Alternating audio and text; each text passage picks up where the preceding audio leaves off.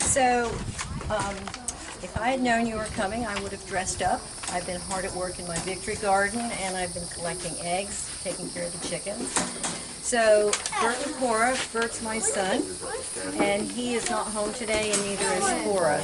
So, they both, after the war broke out with Pearl Harbor, they've been working away from home for the past 4 years.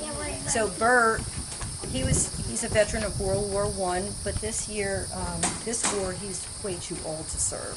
So he decided he would go to Tampa, and he works for the Morris Boat Company in Tampa, and he's been building battleships for the past 4 years. So he doesn't get to come home very frequently. Tampa's a long way from Lakuchi, so you can see we have war rations. Lakuchi is near Date City? Lakuchi is just north. Lakuchi, okay. So, unless Bert can hitch a ride home or have enough coupons to get gas to get him home and back to Tampa, he doesn't come home very frequently. So the Comer and Sons lumber company here in town in Lakuchi, they had to start hiring, don't fall down the step, they had to hire women because there isn't enough men to run the mill. Because of the war, right? Exactly. So Cora, she got a job working as a lumberjill. That's your daughter? Daughter-in-law. Daughter-in-law. She got a job working in town as a lumberjill. So, and that's the female version of a lumberjack. So when she comes home, she's hot, she's tired, and she's hungry. So I make sure that I have a nice meal for her. Oh, yeah, this is the... Yeah. So, right, I see. Oh, so we're having collards with bacon grease and some eggs, and I have an eggplant for Meatless Monday on Monday. I see you have your own you have your own chickens and all? Yeah, I do have my own chicken. Yeah, this is all from my garden. From your garden. Oh, Wow. nice colorful eggs that look like Easter eggs. And what year are we now? So What year is this? this is 1945. 1940, It's so just- the end of the war. So we are hoping that the Japanese will surrender. We're hoping, because We're we are hoping, all we don't so know yet. war weary. So anyway, I'm sure you're wondering why I have the gold star in my window over here.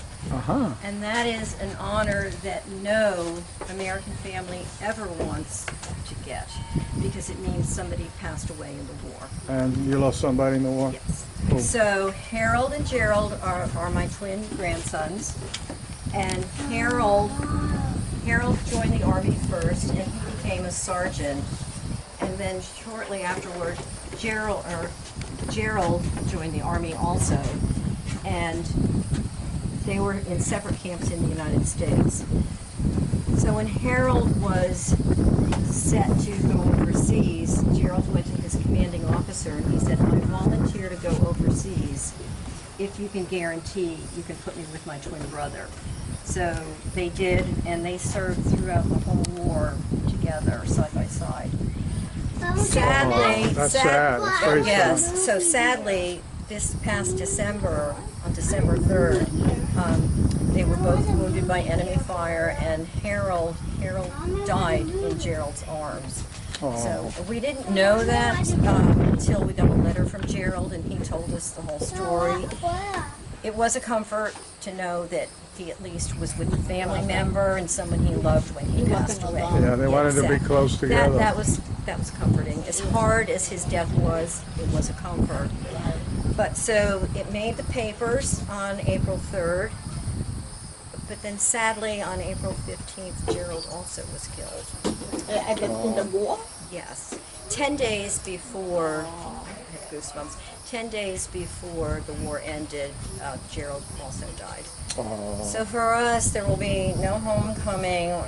We're just going to wait for their remains to be sent home so we can give them a proper burial.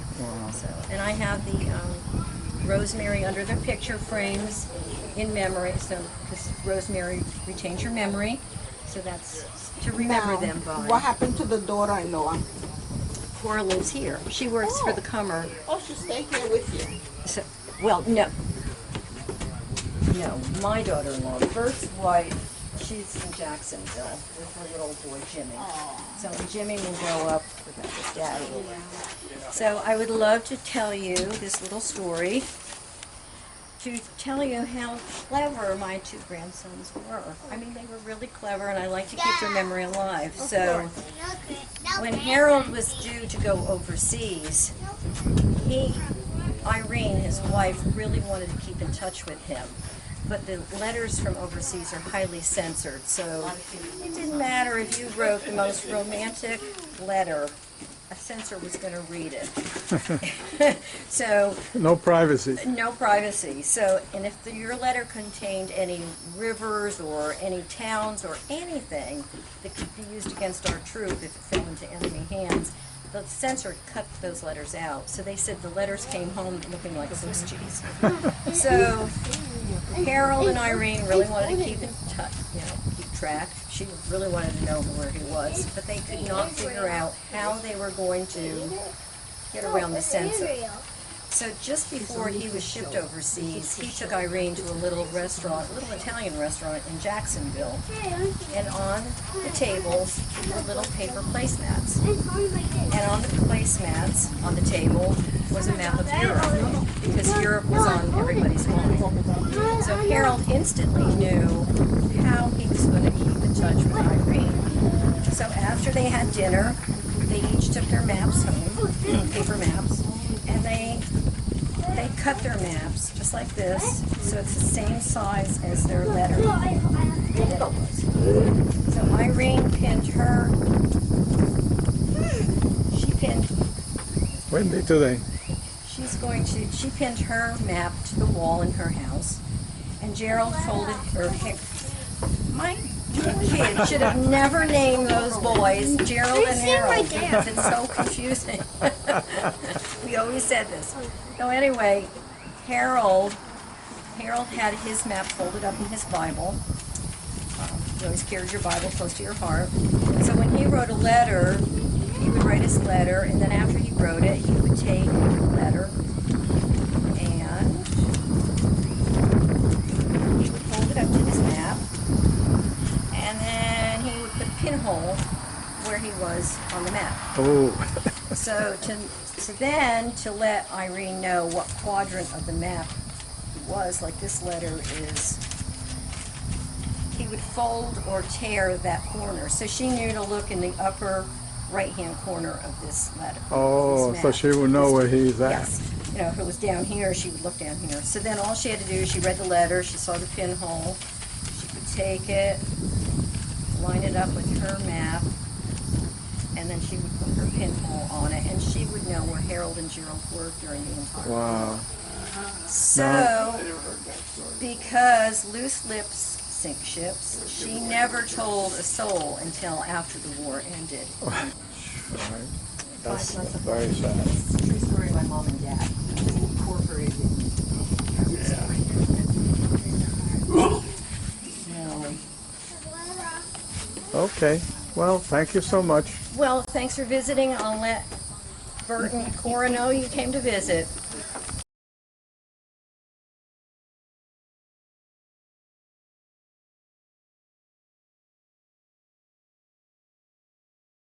I am a serviceman who got enough points between May and September of 1945 to have been honorably discharged.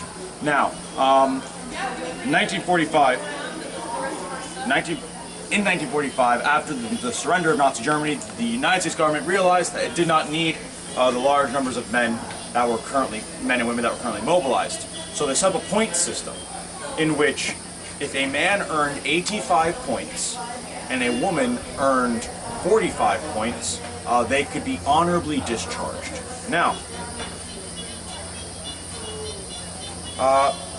that's where my story begins. Now, my story begins in April of 1942. See, December 7th, 1941, when the war breaks out, I do not run right to the recruitment office. At the time, I was engaged to be married in January, and with my beautiful daughter being born in April, you can do some math as to why the wedding needed to happen in January. So, joining April 1942, I joined as a clerk typist. Now, as you see on my arm here, I have 3 years of military service. And for the point system, each month was 1 point on your record. Now, you see here 3 overseas stripes. Each overseas stripe was earned for 6 months of service overseas. Now, while I have here a set of ribbons. I'm not wearing them because with the Class Bs, you are not required to, and mine broke.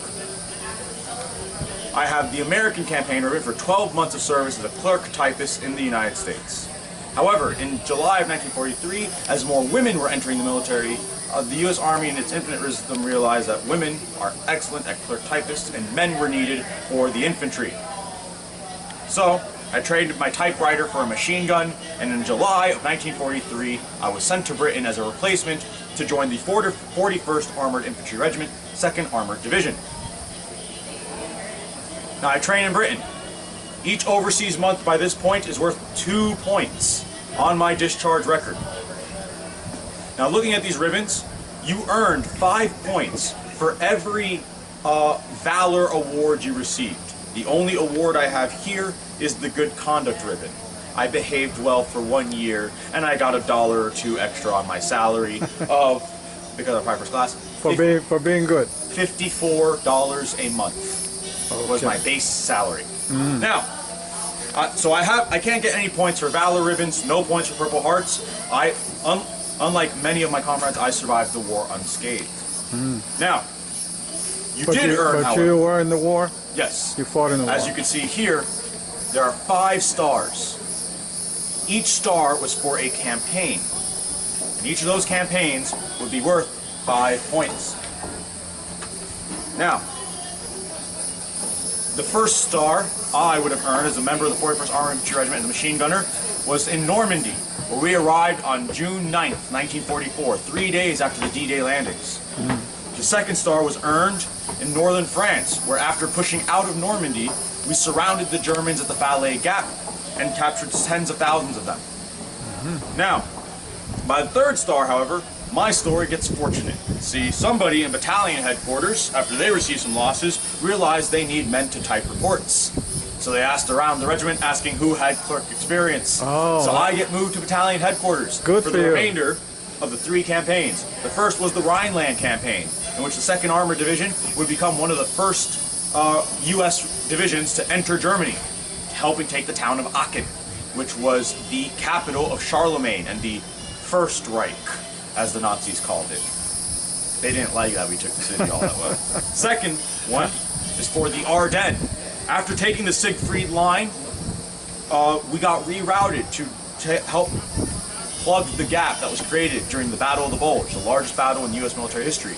And finally, you have Central Europe, the last star. So counting all my stars, counting my years of service, it is now April 1945, June 1945, sorry, May 1945.